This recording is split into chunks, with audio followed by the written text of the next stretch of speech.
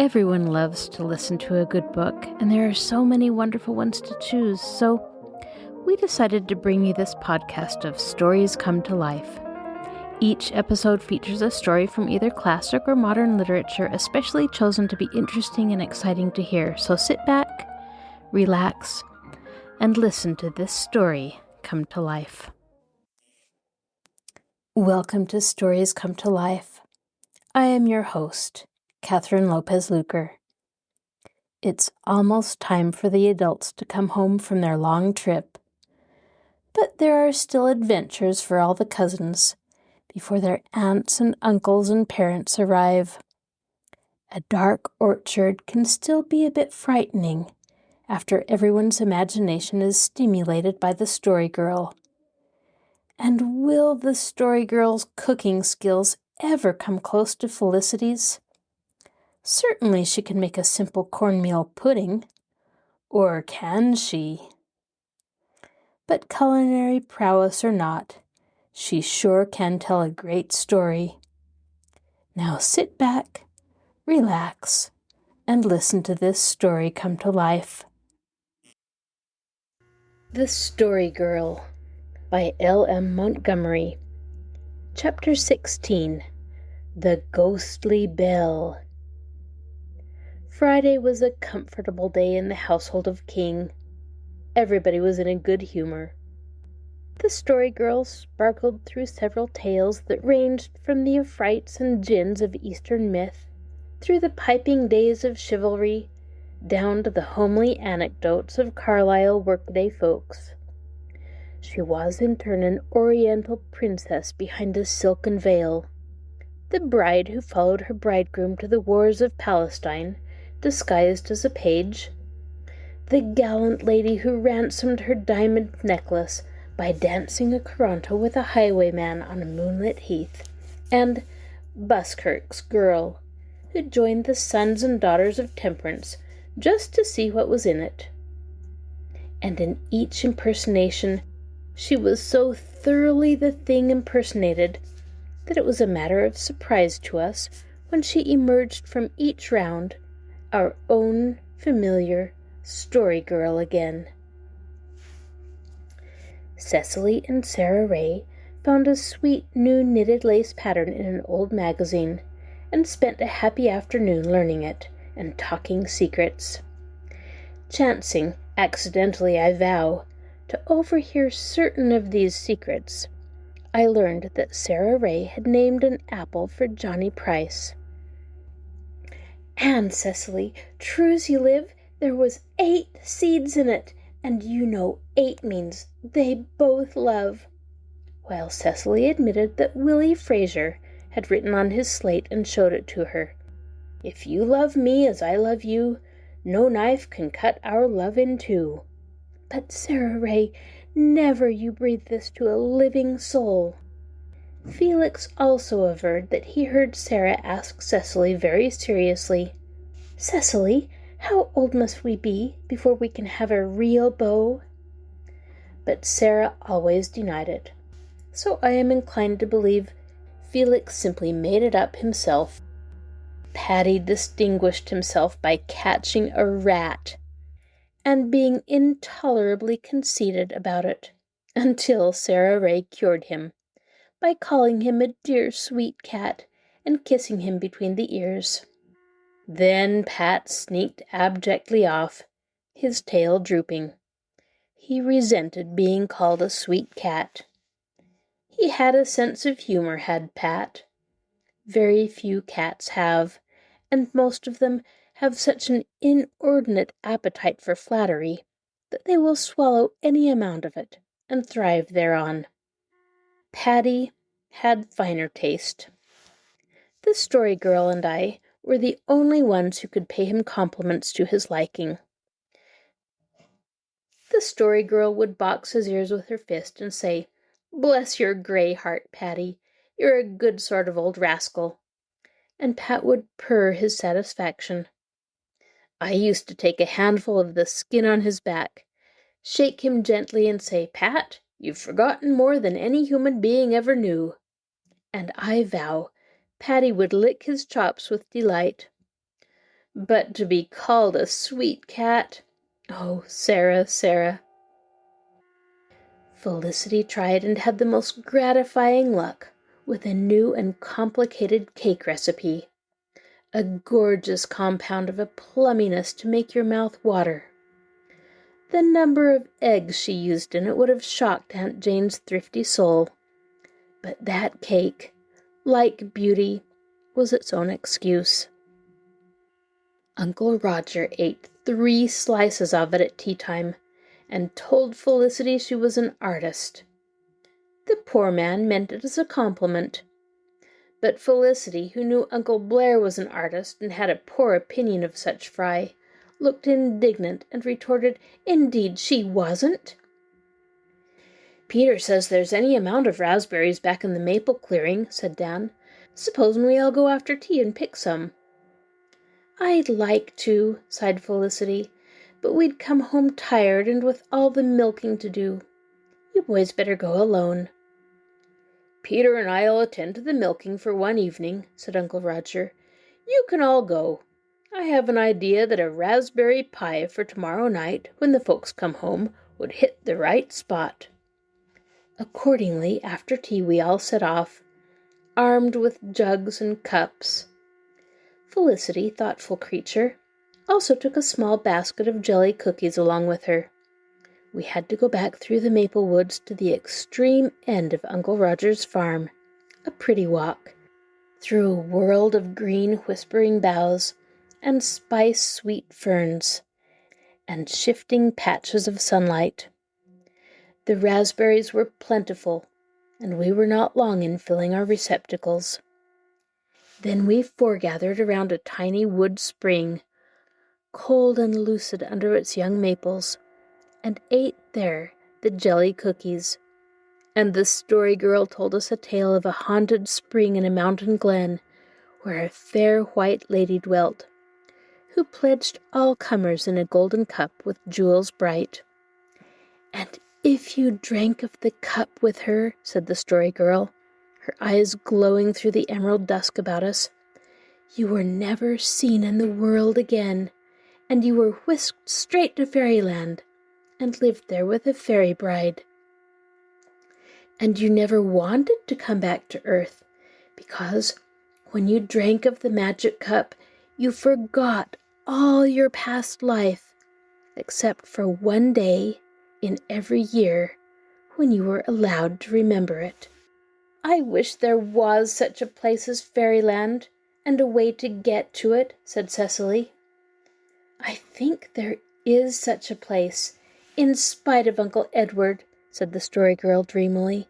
"And I think there is a way of getting there too, if we could only find it." Well, the story girl was right. There is such a place as fairyland, but only children can find the way to it, and they do not know that it is fairyland until they have grown so old that they forget the way. One bitter day when they seek it and cannot find it, they realize what they have lost, and that is the tragedy of life. On that day the gates of Eden are shut behind them, and the age of gold is over. Henceforth they must dwell in the common light of common day. Only a few, who remain children at heart, can ever find that fair lost path again, and blessed are they above mortals. They, and only they, can bring us tidings from that dear country where we once sojourned, and from which we must evermore be exiles. The world calls them its singers and poets and artists and storytellers, but they are just people who have never forgotten the way to fairyland. As we sat there, the awkward man passed by with his gun over his shoulder and his dog at his side. He did not look like an awkward man there in the heart of the maple woods. He strode along right masterfully, and lifted his head with the air of one who was monarch of all he surveyed. The story girl kissed her fingertips to him with the delightful audacity which was a part of her. And the awkward man plucked off his hat and swept her a stately and graceful bow.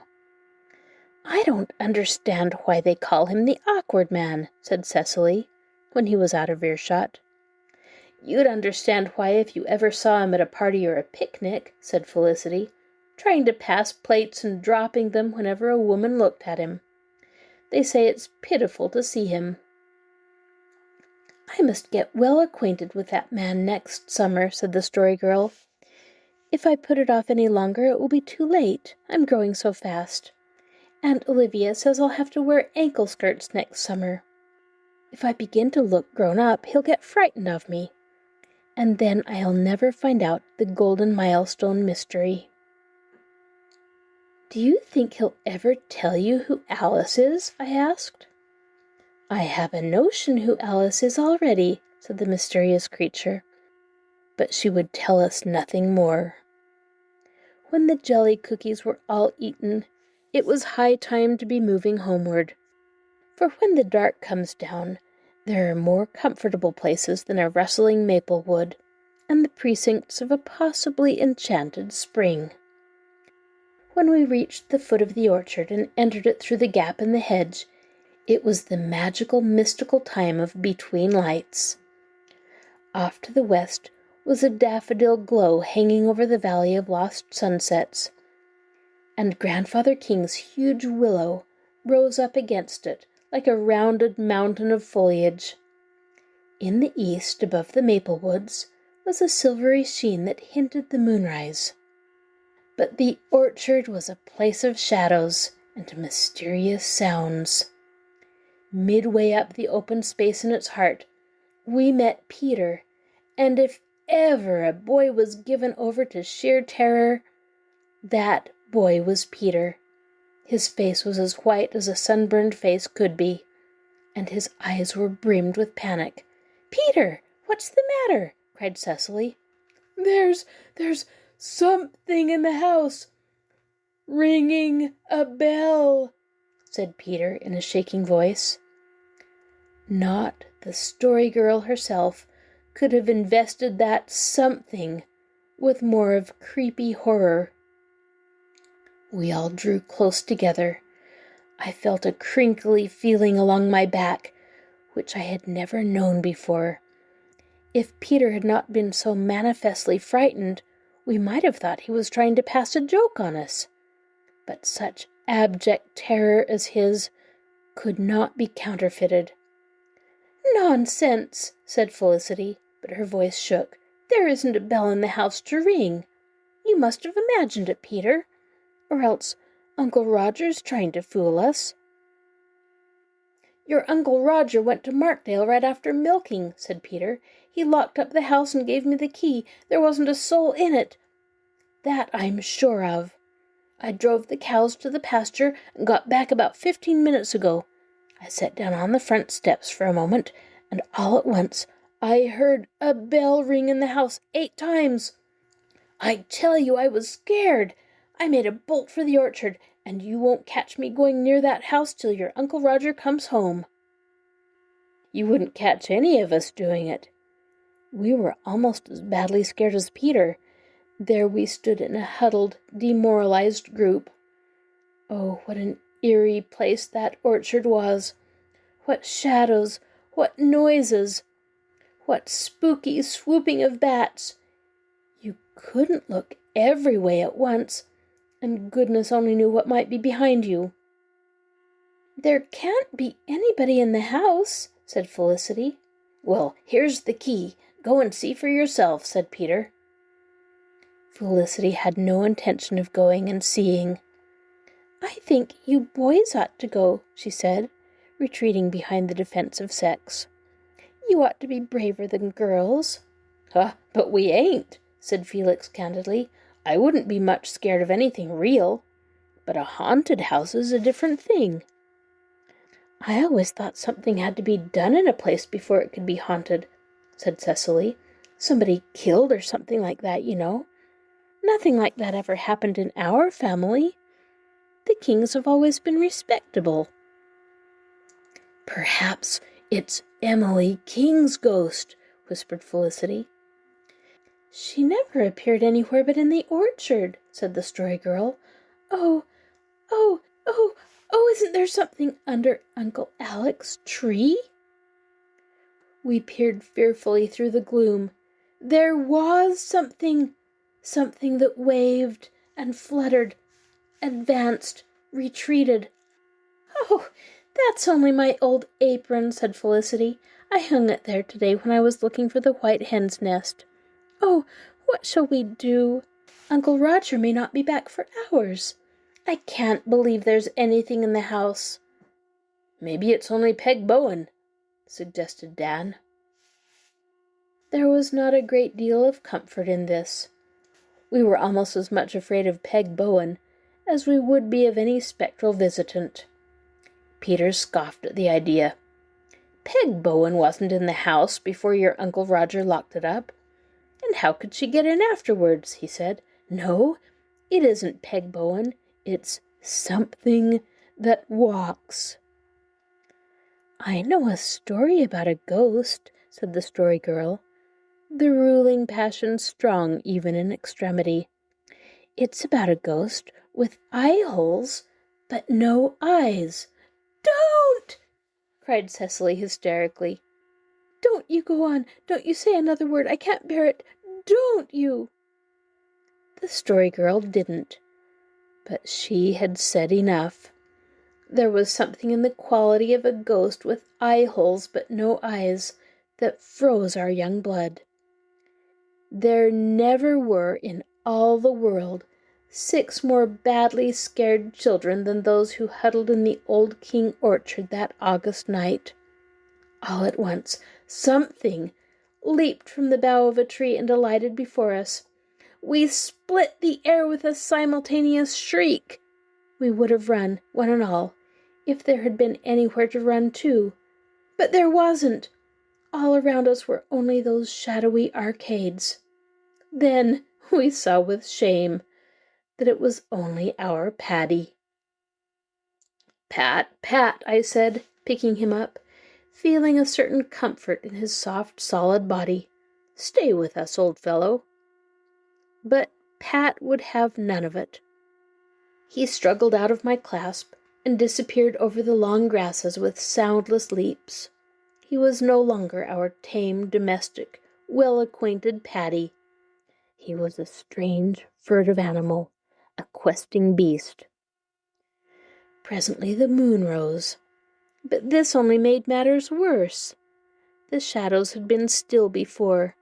Now they moved and danced as the night wind tossed the boughs.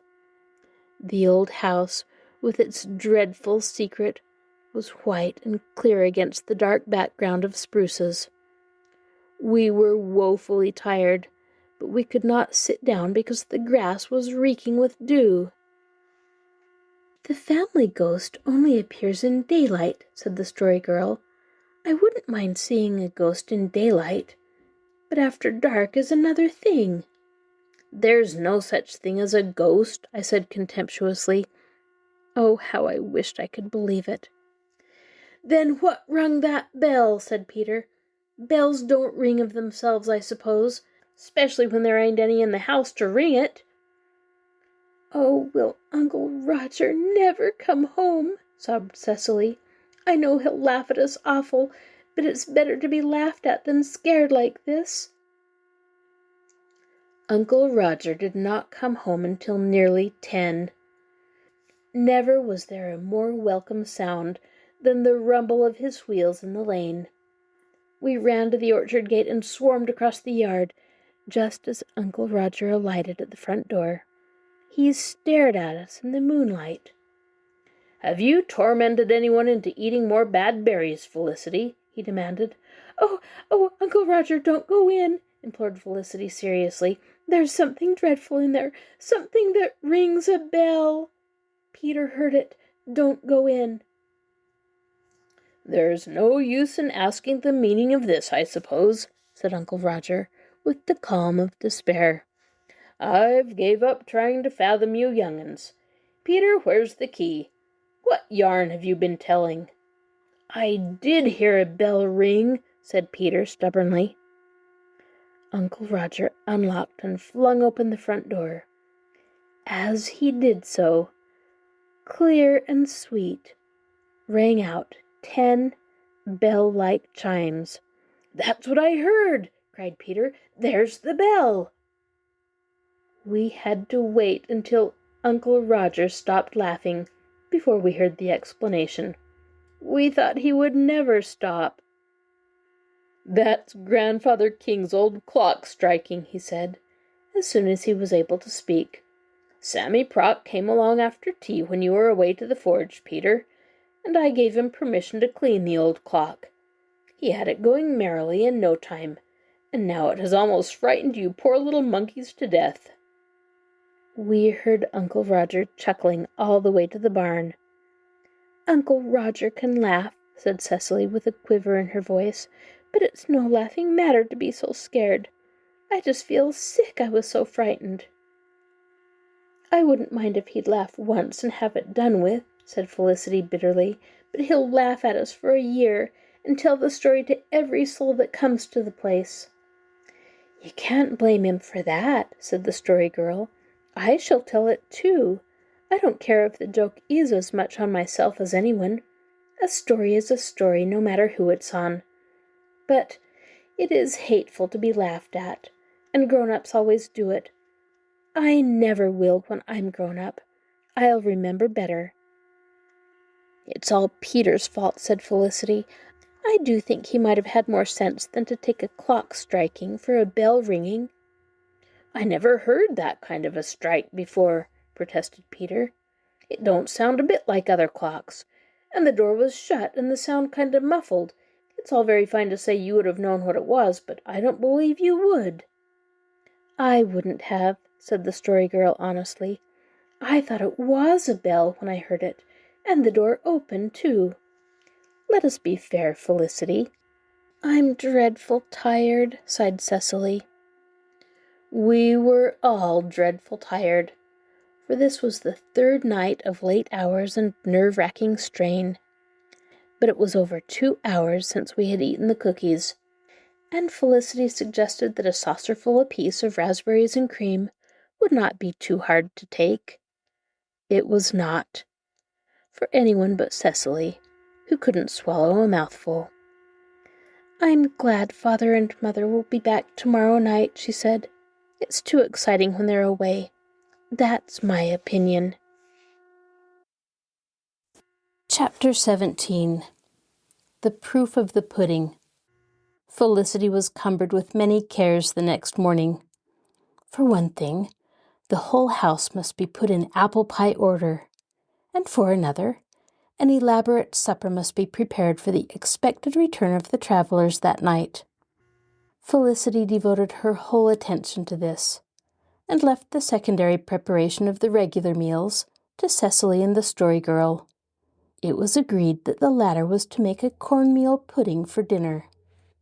In spite of her disaster with the bread, the Story Girl had been taking cooking lessons from Felicity all the week, and getting on tolerably well, although, mindful of her former mistake, she never ventured on anything without Felicity's approval.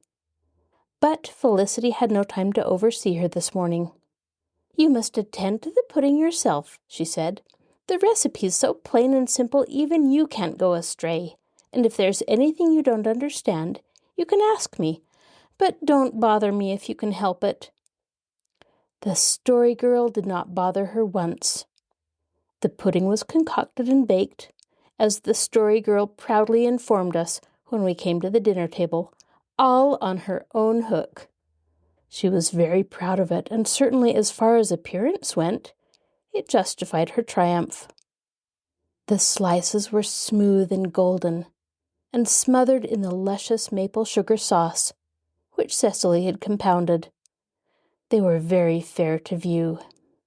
Nevertheless, although none of us, not even Uncle Roger or Felicity, said a word at the time, for fear of hurting the Story Girl's feelings, the pudding did not taste exactly as it should. It was tough, decidedly tough, and lacked the richness of flavor which was customary in Aunt Janet's cornmeal puddings. If it had not been for the abundant supply of sauce, it would have been very dry eating indeed. Eaten it was, however, to the last crumb. If it were not just what a cornmeal pudding might be, the rest of the bill of fare had been extra good, and our appetites matched it. "I wish I was twins so I could eat more," said Dan, when he simply had to stop. "What good would being twins do you?" asked Peter. "People who squint can't eat any more than people who don't squint, can they?" We could not see any connection between Peter's two questions. "What has squinting got to do with twins?" asked Dan. "Why, twins are just people that squint, aren't they?" said Peter. We thought he was trying to be funny until we found out that he was quite in earnest. Then we laughed until Peter got sulky. "I don't care," he said. "How's a fellow to know? Tommy and Adam Cohen over at Markdale are twins, and they're both cross-eyed. So I supposed that was what being twins meant. It's all very fine for you fellows to laugh. I never went to school half as much as you did, and you was brought up in Toronto, too. If you'd worked out ever since you was 7 and just got to school in the winter, there'd be lots of things you wouldn't know either." "Never mind, Peter," said Cecily. "You know lots of things they don't." But Peter was not to be conciliated, and took himself off in high dudgeon. To be laughed at before Felicity, to be laughed at by Felicity, was something he could not endure. Let Cecily and the Story Girl cackle all they wanted to, and let those stuck-up Toronto boys grin like Chessy cats. But when Felicity laughed at him, the iron entered into Peter's soul. If the Story Girl laughed at Peter, the mills of the gods ground out his revenge for him in the mid-afternoon. Felicity, having used up all the available cooking materials in the house, had to stop perforce, and she now determined to stuff 2 new pincushions she had been making for her room. We heard her rummaging in the pantry as we sat on the cool, spruce-shadowed cellar door outside, where Uncle Roger was showing us how to make elderberry pop guns. Presently she came out, frowning. "Cecily, do you know where Mother put the sawdust she emptied out of that old beaded pincushion of Grandmother King's, after she had sifted the needles out of it? I thought it was in the tin box." "So it is," said Cecily. "It isn't. There isn't a speck of sawdust in that box." The Story Girl's face wore a quite indescribable expression, a compound of horror and shame. She need not have confessed. If she had but held her tongue, the mystery of the sawdust's disappearance might have forever remained a mystery. She would have held her tongue, as she afterwards confided to me, if it had not been for a horrible fear which flashed into her mind that possibly sawdust puddings were not healthy for people to eat, especially if there might be needles in them, and that if any mischief had been done in that direction, it was her duty to undo it if possible, at any cost of ridicule to herself. "Oh, Felicity," she said, her voice expressing a very anguish of humiliation. I thought that stuff in the box was cornmeal, and I used it to make the pudding." Felicity and Cecily stared blankly at the Story Girl. We boys began to laugh, but were checked midway by Uncle Roger. He was rocking himself back and forth with his hand pressed against his stomach. "Oh," he groaned, "I've been wondering what these sharp pains I've been feeling ever since dinner meant. I know now. I must have swallowed a needle. Several needles. Perhaps I'm done for." Poor Story Girl went very white. "Oh, Uncle Roger, could it be possible? You couldn't have swallowed a needle without knowing it. It would have stuck in your tongue or teeth." "I didn't chew the pudding," groaned Uncle Roger. "It was too tough. I just swallowed the chunks whole." He groaned and twisted and doubled himself up. But he overdid it. He was not as good an actor as the Story Girl. Felicity looked scornfully at him. "Uncle Roger, You are not one bit sick, she said deliberately. You are just putting on. Felicity, if I die from the effects of eating sawdust pudding flavored with needles, you'll be sorry you ever said such a thing to your poor old uncle, said Uncle Roger, reproachfully. Even if there were no needles in it, 60-year-old sawdust can't be good for my tummy. I dare say it wasn't even clean. Well, you know everyone has to eat a peck of dirt in his life, giggled Felicity. But nobody has to eat it all at once, retorted Uncle Roger, with another groan. Oh, Sarah Stanley, it's a thankful man I am that your Aunt Olivia is to be home tonight. You'd have me kilt entirely by another day. I believe you did it on purpose to have a story to tell. Uncle Roger hobbled off to the barn, still holding on to his stomach.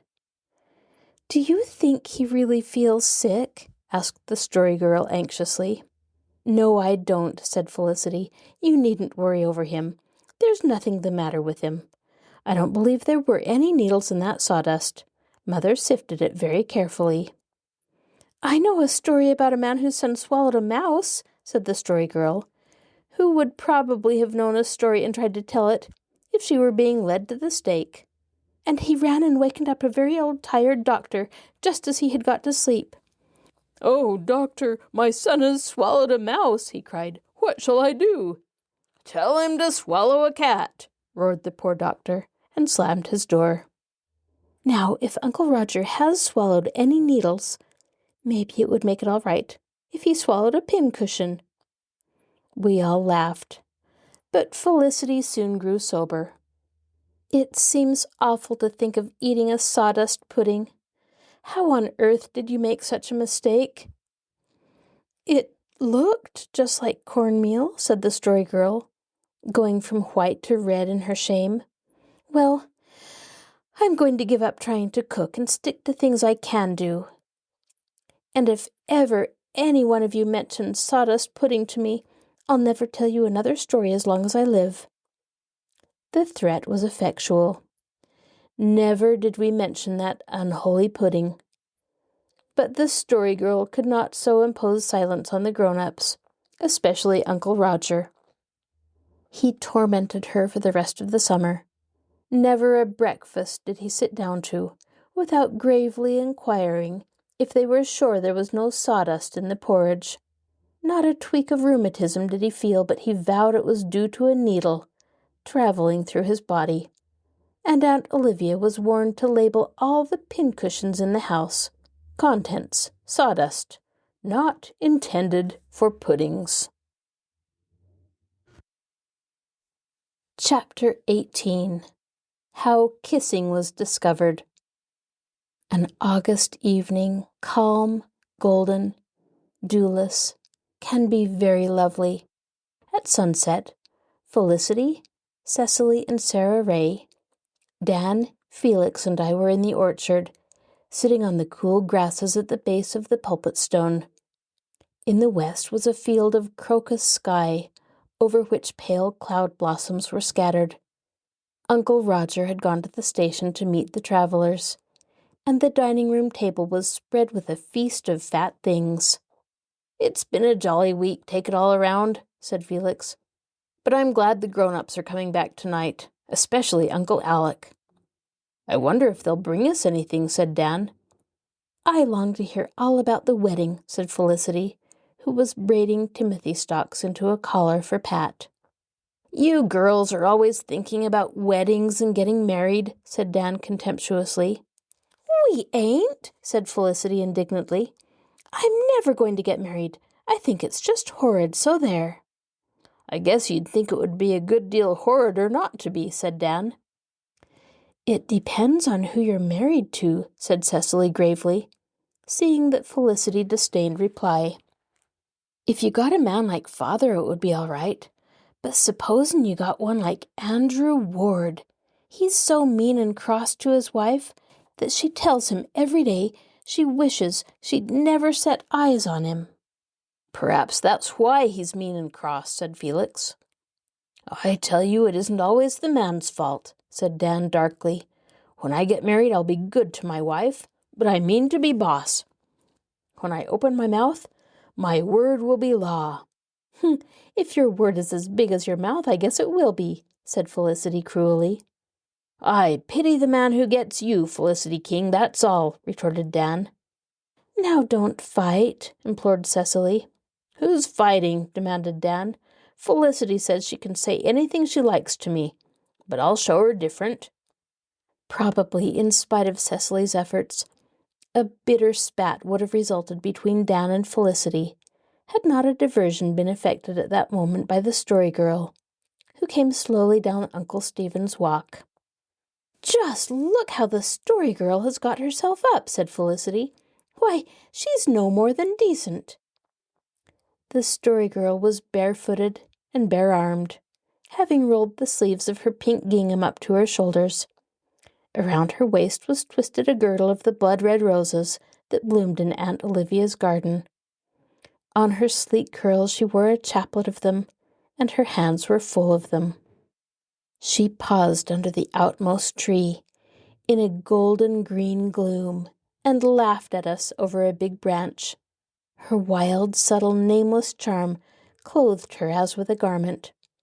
We always remembered the picture she made there, and in later days, when we read Tennyson's poems at a college desk, we knew exactly how an Oread, peering through the green leaves on some haunted knoll of many-fountained Ida, must look. "Felicity," said the Story Girl reproachfully, "what have you been doing to Peter? He's up there sulking in the granary, and he won't come down, and he says it's your fault. You must have hurt his feelings dreadfully." "I don't know about his feelings," said Felicity with an angry toss of her shining head, "but I guess I made his ears tingle all right. I boxed them both good and hard." "Oh, Felicity, what for?" "Well, he tried to kiss me, that's what for," said Felicity, turning very red. "As if I would let a hired boy kiss me. I guess Master Peter won't try anything like that again in a hurry." The Story Girl came out of her shadows and sat down beside us on the grass. "Well, in that case," she said gravely, "I think you did right to slap his ears, not because he's a hired boy, but because it would be impertinent in any boy. But talking of kissing makes me think of a story I found in Aunt Olivia's scrapbook the other day. Wouldn't you like to hear it? It's called How Kissing Was Discovered." "Wasn't kissing always discovered?" asked Dan. "Not according to this story. It was just discovered accidentally." "Well, let's hear about it," said Felix, "although I think kissing's awfully silly, and it wouldn't have mattered much if it hadn't have ever been discovered." The Story Girl scattered her roses around her on the grass and clasped her slim hands over her knees, gazing dreamily afar at the tinted sky between the apple trees, as if she were looking back to the merry days of the world's bright youth. She began, her voice giving to the words and fancies of the old tale the delicacy of hoarfrost and the crystal sparkle of dew. "It happened long, long ago in Greece, where so many other beautiful things happened. Before that, nobody had ever heard of kissing, and then it was just discovered in the twinkling of an eye, and a man wrote it down, and the account has been preserved ever since. There was a young shepherd named Glaucon, a very handsome young shepherd, who lived in a little village called Thebes. It became a very great and famous city afterwards, but at this time it was only a little village, very quiet and simple. Too quiet for Glaucon's liking. He grew tired of it, and he thought he would like to go away from home and see something of the world. So he took his knapsack and his shepherd's crook, and wandered away until he came to Thessaly. That is the land of the gods' hill, you know. The name of the hill was Olympus, but it has nothing to do with this story. This happened on another mountain, Mount Pelion. Glaucon hired himself to a wealthy man who had a great many sheep, and every day Glaucon had to lead the sheep up to pasture on Mount Pelion and watch them while they ate. There was nothing else to do, and he would have found the time very long if he had not been able to play on a flute. So he played very often and very beautifully, as he sat under the trees and watched the blue sea afar off, and thought about Aglaia. Aglaia was his master's daughter. She was so sweet and beautiful that Glaucon fell in love with her the very moment he first saw her. And when he was not playing his flute on the mountain, he was thinking about Aglaia, and dreaming that some day he might have flocks of his own and a dear little cottage down in the valley where he and Aglaia might live. Aglaia had fallen in love with Glaucon just as he had with her, but she never let him suspect it for ever so long. He did not know how often she would steal up the mountain and hide behind the rocks near where the sheep pastured, to listen to Glaucon's beautiful music. It was very lovely music, because he was always thinking of Aglaia while he played, though he little dreamed how near him she often was. But after a while, Glaucon found out that Aglaia loved him, and everything was well. Nowadays, I suppose a wealthy man like Aglaia's father wouldn't be willing to let his daughter marry a hired man. But this was in the golden age, you know, when nothing like that mattered at all. After that, almost every day, Aglaia would go up the mountain and sit beside Glaucon as he watched the flocks and played on his flute. But he did not play as much as he used to, because he liked better to talk with Aglaia, and in the evening they would lead the sheep home together. One day Aglaia went up the mountain by a new way, and she came to a little brook. Something was sparkling very brightly among its pebbles. Aglaia picked it up, and it was the most beautiful little stone that she had ever seen. It was only as large as a pea, but it glittered and flashed in the sunlight with every color of the rainbow. Aglaia was so delighted with it that she resolved to take it as a present to Glaucon. But all at once she heard a stamping of hoofs behind her, and when she turned she almost died from fright, for there was the great god Pan, and he was a very terrible object, looking quite as much like a goat as a man. The gods were not all beautiful, you know, and beautiful or not, nobody ever wanted to meet them face to face. "Give that stone to me," said Pan, holding out his hand. But Aglaia, though she was frightened, would not give him the stone. "I want it for Glaucon," she said. "I want it for one of my wood nymphs," said Pan, "and I must have it." He advanced threateningly, but Aglaia ran as hard as she could up the mountain. If she could only reach Glaucon, he would protect her. Pan followed her, clattering and bellowing terribly. But in a few minutes, she rushed into Glaucon's arms. The dreadful sight of Pan and the still more dreadful noise he made so frightened the sheep that they fled in all directions. But Glaucon was not afraid at all, because Pan was the god of shepherds, and was bound to grant any prayer a good shepherd who always did his duty might make. If Glaucon had not been a good shepherd, dear knows what would have happened to him and Aglaia. But he was, and when he begged Pan to go away and not frighten Aglaia any more, Pan had to go, grumbling a good deal. And Pan's grumblings had a very ugly sound. But still he went, and that was the main thing. "Now, dearest, what is all this trouble about?" asked Glaucon, and Aglaia told him the story. "But where is the beautiful stone?" he asked, when she had finished. "Didst thou drop it in thy alarm?" No, indeed. Aglaia had done nothing of the sort. When she began to run, she had popped it into her mouth, and there it was still, quite safe. Now she poked it out between her red lips, where it glittered in the sunlight. "Take it," she whispered. The question was, how was he to take it? Both of Aglaia's arms were held fast to her sides by Glaucon's arms, and if he loosened his clasp ever so little, he was afraid she would fall. So weak and trembling was she from her dreadful fright. Then Glaucon had a brilliant idea. He would take the beautiful stone from Aglaia's lips with his own lips. He bent over until his lips touched hers, and then he forgot all about the beautiful pebble, and so did Aglaia.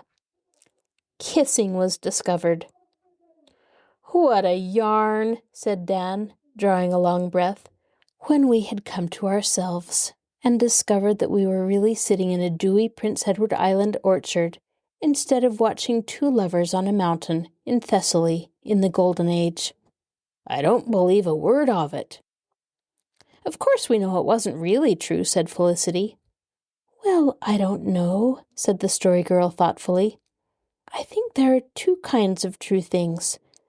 True things that are, and true things that are not but might be."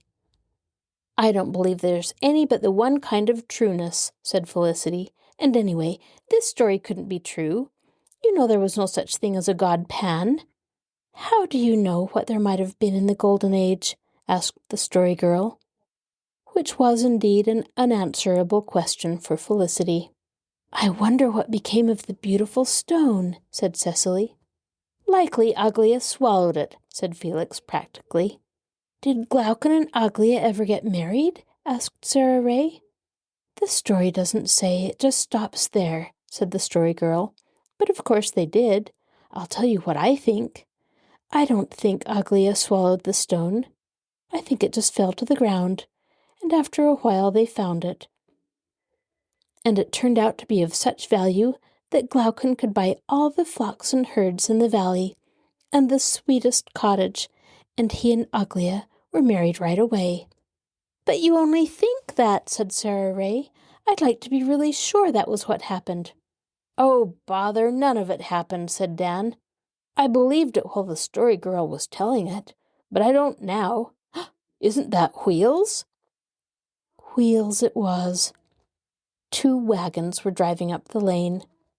We rushed to the house, and there were Uncle Alec and Aunt Janet and Aunt Olivia. The excitement was quite tremendous. Everybody talked and laughed at once, and it was not until we were all seated around the supper table that conversation grew coherent. What laughter and questioning and telling of tales followed! What smiles and bright eyes and glad voices! And through it all, the blissful purrs of Patty, who sat on the windowsill behind the Story Girl, resounded through the din, like Andrew McPherson's bass. Just a burr the whole time. "Well, I'm thankful to be home again," said Aunt Janet, beaming on us. "We had a real nice time, and Edward's folks were as kind as could be. But give me home for a steady thing. How has everything gone? How did the children behave, Roger?" "Like models," said Uncle Roger. "They were as good as gold most of the days." There were times when one couldn't help liking Uncle Roger. Thank you for joining us for this episode of Stories Come to Life. Be sure to join us next time when we continue to listen to The Story Girl by L.M. Montgomery. I'd love to hear from you, so please email me at kluker@marshallpl.org. I'll talk to you again soon.